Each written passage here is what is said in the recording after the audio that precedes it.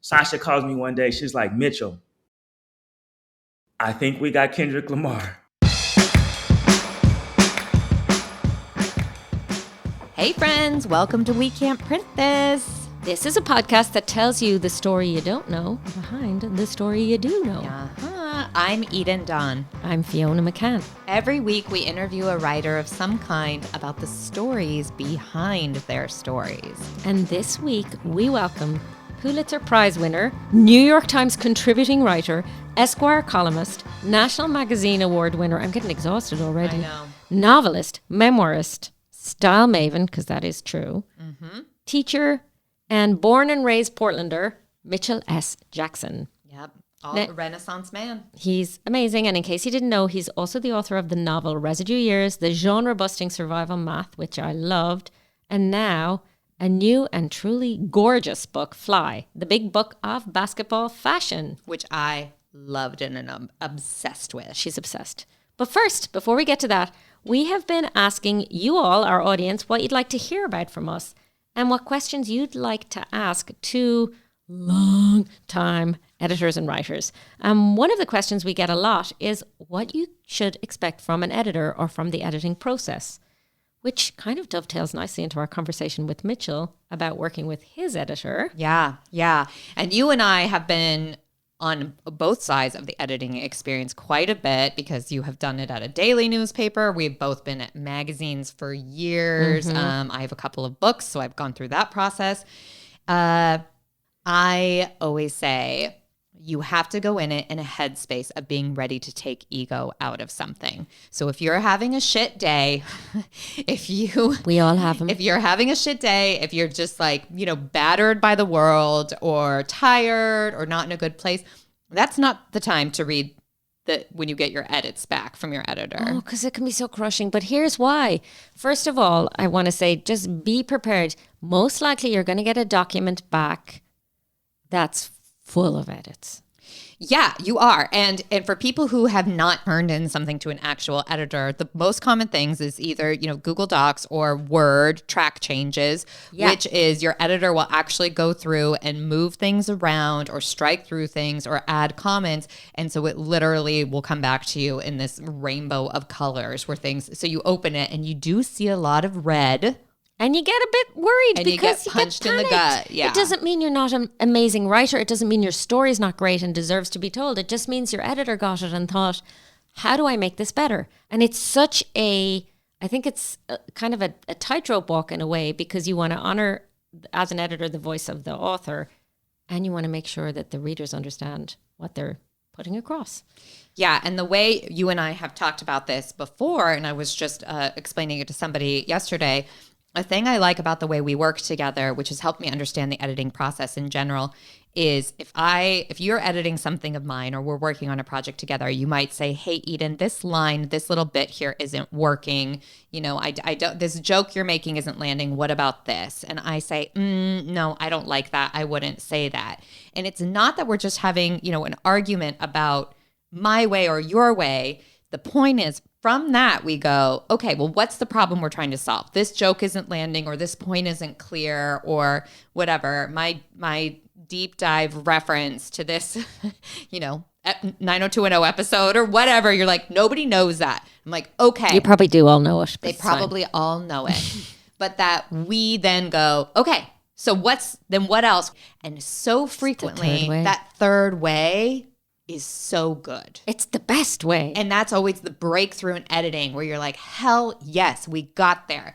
And I want you to absorb this too as writers, that it is your voice and your name on this thing. And while you can't kind of go in there thinking, this is my perfect prose and nobody should touch it, because everybody can be made better. Everybody can be made better. Except maybe Mitchell S. Jackson. But most of us can be made better. We benefit from that sounding board, and that's really what a good editor should be, is a sounding board whose job is not to make your voice into their voice. That's a shitty editor. And I've had those. I firmly believe that editors should not change words and then not tell the writer. But I have read things before with my byline on them that have gone to print, and then I'm like, oh, fun. This whole last paragraph, Yeah, I did never not write, would have said. and I never would have said it. And that's not good editing to me. No. It really isn't. That's not a dance. You know what I mean? Yeah, the dance is important. The conversation, it has to be.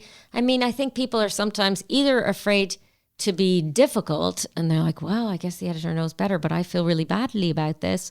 Or they're sort of the opposite end of the scale. So in their ego. So in their ego. And you have to be somewhere in the middle. If you have a good editor, it'll be a conversation. It'll be I'm not sure this works.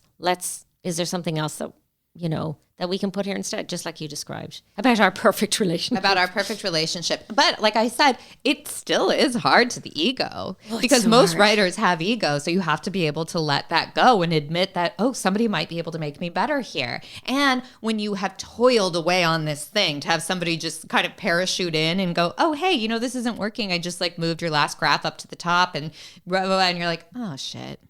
I know. Sometimes I want to really. say just, and you don't not always have this luxury, but sometimes I want to say just sleep on it. See what you think in the You morning. love to say just sleep on it. I like to say just sleep on it because I know for myself, I sometimes will react in the moment and then I'm like, if I have a bit of distance. It's true. And I let it sit, will I feel better about it? And my final thought is, I believe in the dance. I believe in the third way. But if somebody comes to you with a really easy solution in your writing, don't be afraid to just accept the writer. Yes! You know what I mean? If the editor is like, hey, these 3 sentences on their own are convoluted and crazy, I was able to just pare it down into one and it makes sense. Just accept that track change. That person has helped make your life easier. Just say, yes, thank you, chef. Thank you, chef. Yes, chef. So anyway, with that, we should probably let Mitchell do some talking. Let Mitchell do some talking. Okay. I spent my whole career writing about fashion, and I went to fashion school, and I often felt quite lonely in Portland being the only fashion editor, literally, for years and years and years.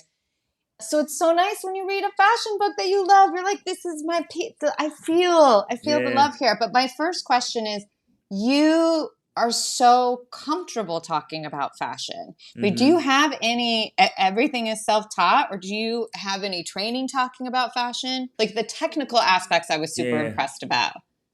I don't have any formal training, but I think, I've really been enamored with fashion since I was a little boy. I mean, probably 4 or 5 years old. Looking into my uncle's closet, and he had all the design. When Mario's first came out in Portland, which was probably the 1970s. My uncle was like one of their first shoppers. And so he would have a closet full of clothes and all the colognes, and I would always be looking in there, and I didn't really know the names for stuff, but I knew what I liked. And I think the older I got, the more I started to pay attention to at least fabrication. So like, how did the weight of a denim feel versus, or what kind of wool was it? And how did that feel in my hand versus another kind of wool? So I started to really pay attention to that. And then, the further I got along, when I started kind of tangentially writing about it, I would have to know like, well, what's this scarf thing? Oh, that's an ascot thing that he's wearing. I went to New York and I was trying everything. Like I had cowboy buckles some years. I had pointy toe gator shoes. I had ascots one year. I mean, I wore fur to the club one year. Like I was really searching. And so you gotta get up on that. And now I think I see the connection between fashion and writing and like creating different textures and thinking about shapes and silhouettes and stuff. And so now I can see it in a whole different way because of the writing. That's so interesting. I never thought of that connection. I mean, I love just following your Instagram and seeing your cool outfits all the time and your author fashion hashtag. And I always appreciate it because I think sometimes people assume authors are just sitting in their, what do you call it, tracksuit, sweatpants? What do you call them? In their, they're not even meeting anyone. And I'm like, no, we show up. We do. We gussy up every once in a while. We gussy up. Also, I like it because, I mean, you talk about Mario's, for people who don't know, like that's the independent sort of like designer fashion store in Portland for decades. But also it warms my heart because the stereotype that people from Portland have, whatever, we're just crunchy and wear like Birkenstocks and don't have style. I'm like, that's just not true. But the thing I really love about this book And I love that you Yeah. specifically in your intro were like, we're not just going to talk about decades, we're going to talk about eras. And Yeah. not only did you break it by eras, which when people look at the book makes so much sense, you did the thing that I really love when writing about fashion was talk about eras and then people associated with it, because that helps paint the picture for the non-fashion person so much. So tell me the era and like give me a person that's emblematic of the time, and I feel like that paints a picture for people quicker than anything else. I wish I could take credit. I actually was going to start by decades, probably because when I initially I didn't conceive of this project. It was brought to me, and I immediately was like, okay, this is the thing that the person knew that I wrote about sports and that I love fashion, so it seemed like a no-brainer. And I think I was simplified in my mind to write about the decades because that was an easier way to kind of separate the years of the NBA, and also because they were really pumping up the NBA at 75. And then my editor, one of the editors on the book, was like, "No, decades are like arbitrary. Like, you need to think about eras." And once he said eras to me, then I started thinking, okay, well, then what defines an era? It's also the fashion is the easiest in my mind, and I'm the most biased person possible.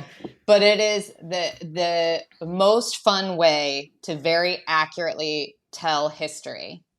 I mean, Mitchell, it's so interesting to me because your, personal bookshelf of the books that you've written, like you never do the same thing again. What? Wow, I hope. I mean, it's like, you start out with an autobiographical novel, and then there's like survival, like none of and now there's like a fashion and basketball book. You definitely can't be pigeonholed. I'll tell you that right now. But is there for you, is there a common thread between all these books? Does your journalism, and your magazine column, do they all tie in together? I mean, for me, and I mean, I'm a trained fiction writer, right? So I was never trained as a journalist. And I remember mentors saying, you're always writing your autobiography.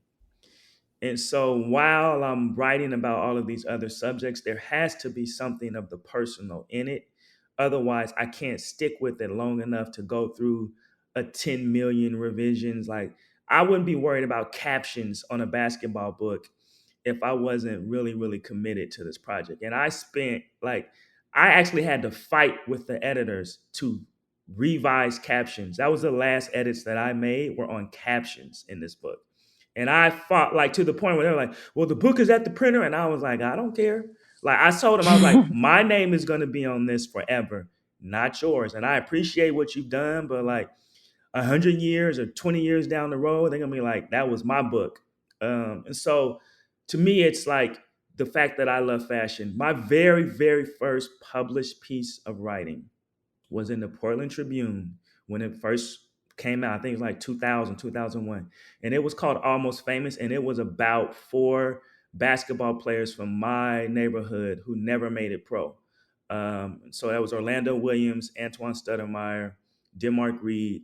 It was 3 of them. And then I interviewed Damon Stoudemire for that piece. So that was my very first piece. And my second piece was a draft story on Freddie Jones, who was a local basketball player who got drafted by the Indiana Pacers. So my very first writing was about basketball. So for me, this is kind of an extension of that. Same thing with, obviously Survival Math is a lot about my family, but it's me taking a look at my family, but then my community in a way that I didn't get a chance to look at it in the residue years. So yeah, it's always something in a personal, and then the question is like, what's the context? I think that's a journalist brain. I mean, you say you weren't trained as a journalist, but to me, that's a journalist brain. We're always that like urge to be like, what's happening? What are the players behind it? How does it affect people? Because it's the questions we all have. We all want answered. You're right. I probably am more journalist in the way that I come at writing than I am a fiction writer. Like I never really got into fantasy or sci-fi. I was always like stuck in realism even before I knew what realism was. And so yeah, I think, and I'm also very thankful for having done so much journalism, the practitioner of it, right? Like learning how to interview someone, learning when you hear a quote. Like when I just finished reporting, I was at the March on Washington yesterday or over the weekend. So I was reporting all weekend, right? And so I got 100 hours of stuff, but I know when I hear a quote that's gonna help me out down the line. I know when I see something, I'm like, nah, I gotta get a picture or some video footage of that because that's an image I need to recreate in whatever I'm gonna. So that to me is very helpful, even on the fiction side of it. That's such a specific high when somebody gives you a quote that you know you're going to Yeah, use. Inside, yeah, you're like, yeah. That's so, it reminds me as well of that. There's a little quotation in the New York Times piece that we're going to talk about, what you wrote about Kendrick Lamar. There is I think it's Charles Simic, is that right? Oh yeah. The attentive eye makes the world mysterious. Yes, and it does remind me of that. It's that attention, which I do think is really necessary for a good writer and a good journalist to see these details that illuminate everything. And I think that article also reminds me that one of my favorite things about your writing is that you always write, or it feels to me, and maybe I'm wrong, but that you always write in your voice. Nah. That's number one. Unless you're faking it, in which case you're really good. Yeah, that's great. Best Mitchell Jackson impersonator on the market. Yes. And I have found that so inspiring personally. And I remember once writing a piece about you in Portland Monthly where I thought, like, I have to write this in my voice. This is what, you know, and like really making such a conscious effort that if I was going to write a piece about Mitchell Jackson, I was going to have to really write it in my voice, which is... You know, it's strange. I felt that writing about Kendrick because I respected his art so much. I was like, this cannot be a like conventional piece. And I really worried about that. Like I had to find a form that to me was going to speak to the creativity that I saw in his work. And I kept telling my editor that, like, nah, it's just regular. Like it has to do something else. And she's like, I understand, Mitch, we'll get to it. I'm like, yeah, we better get to it because it's regular right now. And you got to it. Yeah. Let's get into it. Did you pitch it? So I think something for the writers that are listening is people always say like, well, how do you pitch? Or I don't pitch. Really, I don't know how to pitch. And I'm fortunate now that people come to me and just say, do you want to write about such and such? But I will say, around the time that I started the column at Esquire, Sasha Weiss from the New York Times Magazine hit me up. She had read the Ahmaud Arbery piece, and she was like, I want to work with you, Mitch. And I was like, okay. And she was like, do you have anything that you're interested in doing? And I was like, man, Sasha, I never have any good ideas, but if I think of something, like I'll email you. Yeah, so you never have any good ideas, Mitch. I don't really. Like there's somebody else's idea that I didn't take and go like, okay, yeah, I should be writing about this. So a couple weeks later, I had really loved Pimp a Butterfly and Good Kid, Mad City, because to me, Good Kid, Mad City, an analog to that was Residue Years. It was like young guy in the hood who's a good guy who's trying to figure out how to navigate these circumstances. And so I felt connected, and he was a West Coast dude too. So I felt connected to Kendrick from his first major release. And then obviously, Damn, he had won the Pulitzer. I was like, oh, to me, Damn was like survival math. You know, it was like really experimental. It was still about home, but it was always also contextualizing where he was from. So I was like, oh, and this is I didn't know that he was working on Mr. Morale and the Big Step. I don't think anybody knew. So I was like, here's my idea, Sasha. I want to profile Kendrick while he's making something. So like in his off time, I want to do that. And so she was like, okay, we could not get a hold of dude. So this is actually when I started my column, this is 2021. So we're not getting a hold of him. And then fast forward to 2023, I've already signed on to be a contributing writer at the Times. I've done a couple pieces with Sasha. Sasha calls me one day. She's like, Mitchell, I think we got Kendrick Lamar. I was like, what? She's like, yeah, but it has to happen quick. I'm like, okay. She was like, can you travel? Yeah, absolutely. She said, well, I think you might have to go to London. Well, let's go. We going to London then. Yeah, let's go. So that's really how it happened. Was like, if you, but really it has to start with 2013. Or he's 20. I think Good Kid came out in 2012, and Residue came out in 2013. So for me, thinking about those two pieces together, then thinking about Damn and Survival Math, which I think Damn maybe came out in 2018 and Survival Math came out in 2019. So like, how does this dude make a thing? I'm really interested in how an artist crafts, whatever they're making. And so I wanted to be able to see some of that process. And then obviously I didn't get to see it. This thing already comes out. And the other part of it was when they pitched it to me, they were like, he doesn't want to do a solo profile. He wants to do a profile of him and his best friend. And I'm thinking, shit, you know how hard it is to profile one person, let alone a double profile? But one relationship. Yeah, one relationship, but still, like, because Kendrick is such a huge figure, I didn't want to, if I took it, I didn't want to make Dave this small person in the piece, right? And that, I think that's the risk. You did a brilliant job with that because I did not know him. Yeah. I did not know who Dave was, and I felt like I understood their relationship a lot better. But the point is, like, it's a very specific world of having these two opposite parts to them and getting to see that really soft and so many unexpected things. There was him having a collab and meeting with Trey and Matt from South Park about doing a comedy together. I was just like, what is? It's so unexpected. Do we know anything about that comedy? Oh, they're still working on it. I think, yeah. I interviewed Matt for the piece. It was so funny because I didn't know who Matt was at all. And I was sitting, it was right after the first concert, and it was like a little area for people who were on the risers. This guy comes over, he like, hey man, you think they mind if I smoke some weed in here? And I'm like, bro, I don't know. Like, this London, I don't know what the rules are here. And he's like, okay, I'm gonna go check. Then he comes back and he's like, yeah, I don't know. I don't know if I'm gonna smoke. So he just sits down and he starts talking, and then the publicist comes over and she's like, Mitch, do you know who that is? I mean, Matt is dressed like he could be a truck driver, like on his last leg, like a grubby t-shirt, a hat, some jeans. Like, it's cold too. He don't got no coat. She's like, that's Matt something. And I don't watch South Park, so I didn't know. Then she's like, of South Park. I'm like, oh, okay. I've heard of South Park. Mm-hmm. Yeah, I heard of South Park. Okay. So but it's interesting because he started talking to me about Kendrick and Dave like he knew them. He's like, man, I'm telling you, these guys are so great and the things that they do, and it's just a pleasure working with them, as if I knew who he was and what their relationship was, and I had no clue. But I like that too, because he was just like a regular dude that just walked up and was like, hey, can I smoke here? I'm like, I don't know. And then I don't know. I come from Portland. Where it would be fine. But right, exactly.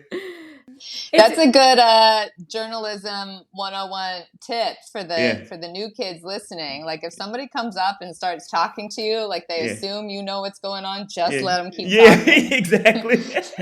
I like to do the secret Google if you can. You know, when somebody's like, that's so and so, and you're like, yeah, totally, and then you're taking your phone out. Who is that person? If I had some Wi-Fi in there, I probably would have. We was way down in the Q2 or whatever that's called. I didn't have no good service. You were like, oh my gosh, that's amazing. So there you were having the chat with him, and he was talking about Kendrick and Dave, and you were like, oh, that's the South Park guy. So something I think that's connected to Fly, and I think really speaks to Kendrick and his like place in the culture, is like in that room right across from Grubby Matt, who's a great guy, who's very funny, was Naomi Campbell, Edward Enninful, what's homie? Ricardo Tisci, one of those other big stylists. I mean, just right over on the couch, like just, chatting it up, waiting for Kendrick to come through, which he never even came down there. So you're going to give me a fashion heart attack. I'm like looking like, oh, he brings these worlds together. Like, I don't know what other rapper. I mean, probably Drake, but I don't know what other rappers would. Oh, also Martine Rose. She was in there. Like it was a lot of. It was a very heavy fashion event that first night, and so I thought like, wow, this guy's really, like he's really about this world too. That's so interesting. It does. It's like the overlap, as you say, between like Fly and an article like this. It all comes Yeah, back to fashion, Eden. We keep telling It you yeah. this. always comes again. It always comes back to fashion.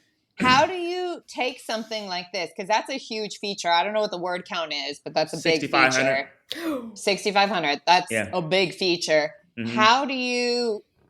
How much reporting did you do? Like, how much time were you able to spend with him and do that? And then how do you start shaping something, especially when you go, the brief that you've Hmm. given yourself from day one is we're Yeah. not doing a typical feature. Yeah. So I don't know. It just feels like you set yourself up with a tall order to Oh, do no this question. huge profile. So I want to start with I was at the Portland Book Festival. They kept shifting the date around as celebrities do, as y'all probably have had this happen several times. They kept shifting around. So they shifted it to where I had to do my book event at the Portland Book Festival. Literally, there was a car waiting for me. I ran, and I'm not saying like I ran out of the event, jumped in the car, went to PDX, caught a plane from PDX to Seattle, caught a plane from Seattle to London, got off the plane in London. When I got off the plane, is the end of the story attest. I got a phone call that my dad had died. But I was going straight from there to meet Kendrick. So, like, this is I want to say also, I was wearing the same thing. So I had my outfit that I mean, I took it off on to fly, but then I put it right back on. I had on a Prada jumpsuit for my event at the Portland Book Festival. And when I got to London, I didn't have time to change. So I just threw the jumpsuit back on. And the very first thing that Kendrick and Dave said to me was, "Oh, bro, I see you. You fly." That was it. And it was like, we're in community now together. Like, we actually bonded over fashion. Dave was wearing a Prada flight jacket. And Kendrick had on like a little bandana and some I forgot. I think some Loewe glasses. So I was like, oh, these dudes, yeah. Because, you never know if it's like the stylist or how much of it is the stylist or if they actually know what they're doing. And I was like, Personal oh, taste, yeah. these brothers know what they're doing. So that to me was also it was something special. So the tall order really became not just the reporting. I had the pressure of planning or helping to plan my father's funeral, and he was Muslim, so that he had to be buried in a certain amount of days from when he died, and he Okay. died the day I got there. Well, first of all, it was like, do I turn back? Right now, remember, this is something Yeah. that's been percolating since 2012, 2013. When you turn your phone on, getting off the plane. I had just got out of Heathrow. I get a call from my sister. This is strange. And I say never calls me. So I picked it up. She was like, Mitchell, daddy passed. I'm headed to drop off my bags at the hotel to go meet them. I'm like, what? So now I'm like, do I go turn back around and go to Heathrow and get a flight back? And nah. What would my dad want me to do? Maybe he would want me to work on this thing. You've been working on, you can't, like, all these people are depending on you. They already told you it's gonna be a cover. It's for Kendrick. Like, damn, am I gonna disappoint them if I don't do it? So I got all this stuff running through me. And so the whole time I'm reporting, I'm getting calls from my family. So all of this is happening, and I don't tell them because I don't want to come in the first words. I'd be like, hey, bro, my daddy just died, but I'm here though. So I'm keeping all of Mm. this separate while I'm reporting and trying to laugh and joke and build rapport with the fellow. You don't want to be like a downer. Yeah. So that was the toughest reporting experience. Also because I had 3 days, right? So it's like, it's 3 days is a lot of time, but then it's not a lot. Like, I'm doing a profile on Al Sharpton. I have spent 10 days with Al Sharpton across 6 states. Whoa. Wow. Yeah. I mean, it's the most access I've ever had. Yeah, that's ever so of much. any That's more subject. time than I've spent with some relatives. Yeah, exactly. Yeah. So by comparison, so that it made that part tough. And then I just had this huge expectation that especially once you see the show, you're like, oh my God, how can I disappoint? And it's not even just him. Everyone that I met on his team was a great person. He was getting back on with me for secondaries, and Dave got on for a secondary and a third dairy. And so I was like, man, I cannot fuck this thing up. And then my family is going, boy, you better. So, I mean, what's not in the story is that I left. God was over me because I didn't have any delays from London to Amsterdam, from Amsterdam to Portland. I had a car waiting at PDX that took me straight from the airport. My bags were in the trunk when I got to my father's gravesite. Like, literally, when I got to that place, they were lowering my father in the ground. Oh my That's when I God. came from Kendrick. They were lowering my father in the ground. And the other thing was, I was in Portland. I could have went to go see my dad, but I was like, nah, I'll catch him when I come back. And the Yeah. next time, I'm lowering him in the ground.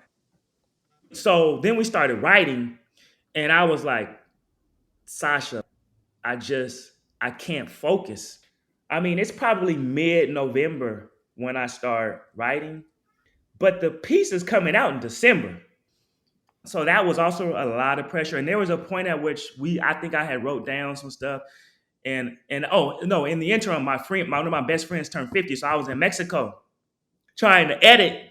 And I gave it to Sasha, and she was like, man, we just, we got some work to do, man. So I'm like, I know, Sasha, I know.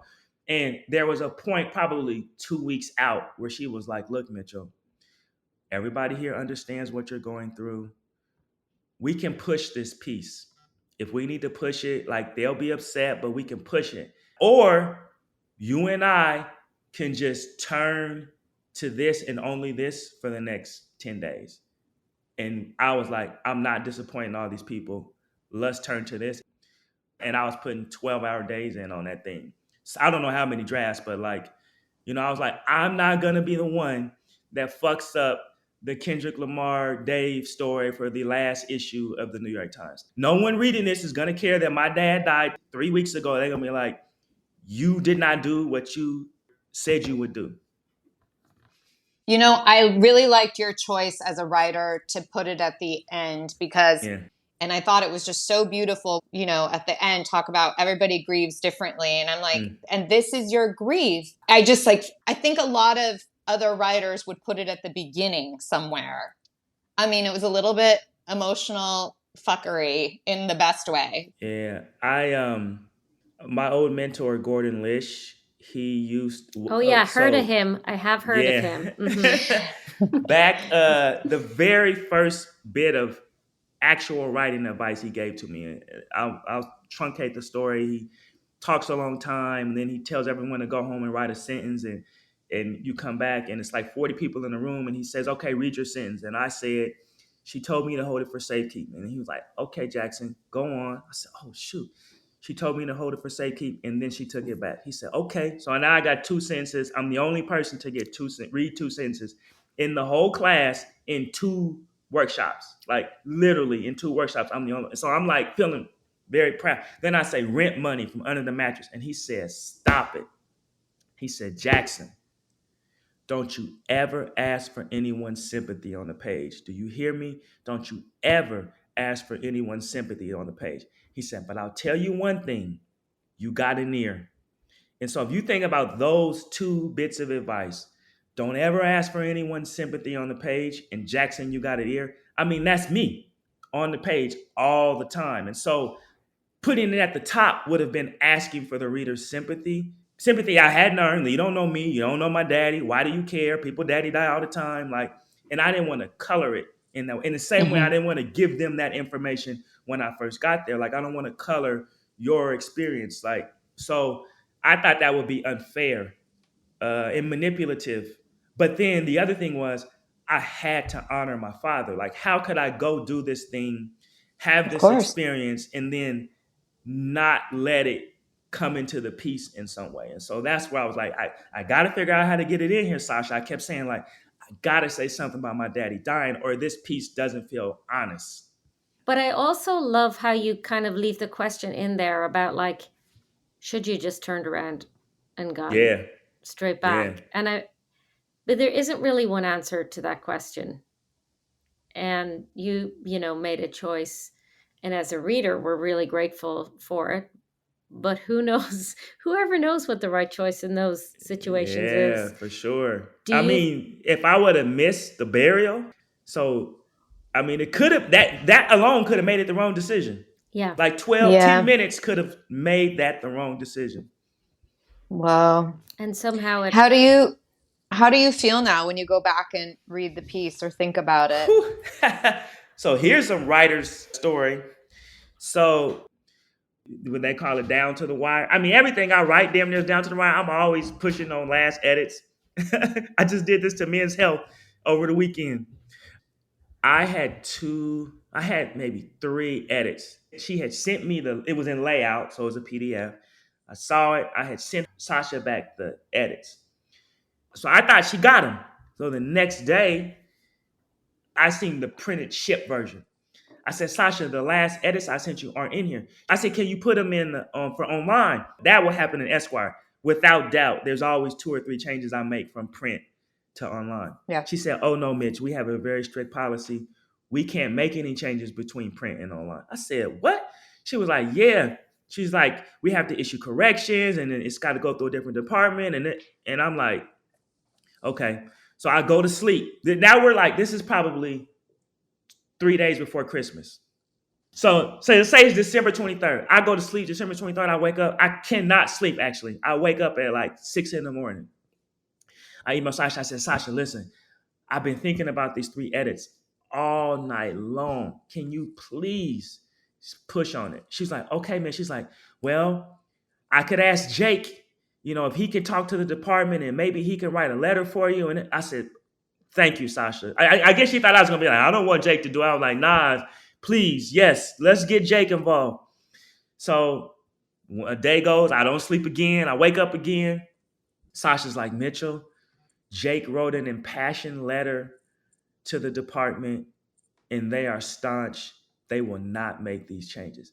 And when I tell you, I damn near cried over these edits. And it's crazy is one of them, there's a line in the biographical section where I say, outside of Kendrick's house, he would always hear pop, pop, pop for the sound of gunshots. Yeah. And I had changed it to like boom, pow, pap, right? To give a sense of different kinds of guns, the sound that they were making.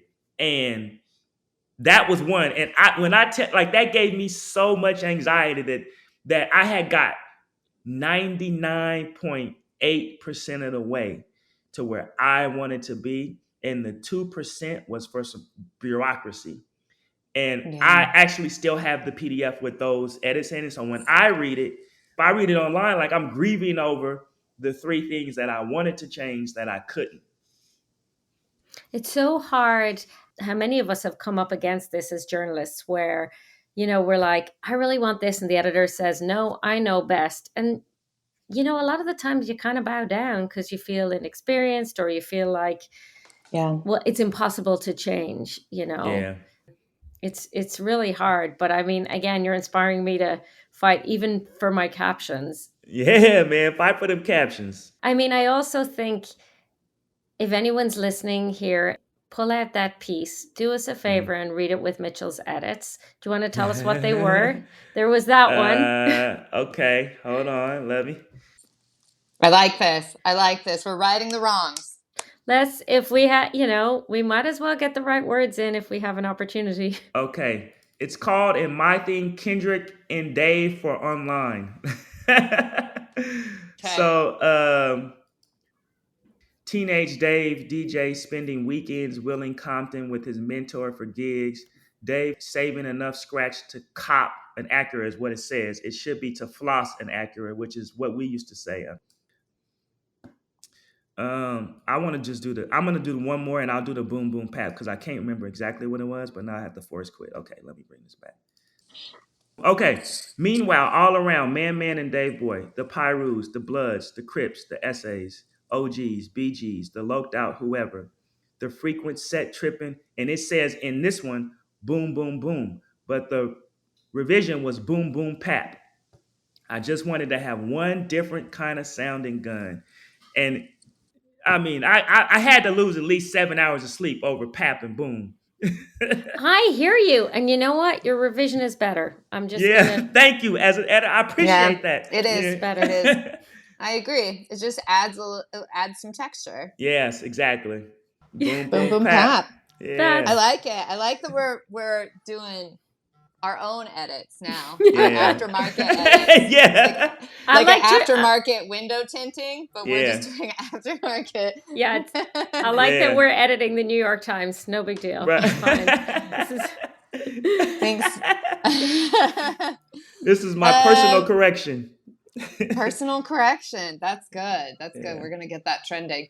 How do you feel? You feel like we covered it at all? Yeah, I mean, I've never. I mean, I think we got to some stuff that I was not able to share with anyone else. So like yeah, I feel it. good. I think there's something in here for writers. All right. Well, thank you again, All right. Mitch, for joining us. Yeah. His website is mitchellsjackson.com. You can find him on Instagram and Twitter, X, whatever we're calling it now, Yeah. both at Mitch S. Jackson.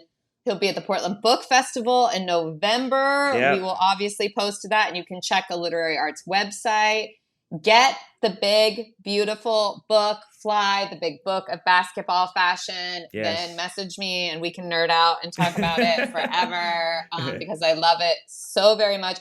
Also, I grew up knowing and hearing about Wilt Chamberlain, obviously, but did not know who. Now, as a grown-ass woman seeing those photos, I was like, he oh. fly, wasn't he, right?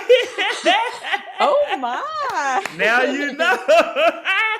Now what, where he got the shirt open to his navel? I saw that one. That's the one. That's the the one. exact That one. I is saw the that, one. and I was feeling some type of way. There was some thirst trap editing that happened in this book. That's what I have to say about that. And you know it. I'm glad you liked. I did like. I'm gonna just keep propped open on my desk for a sad day.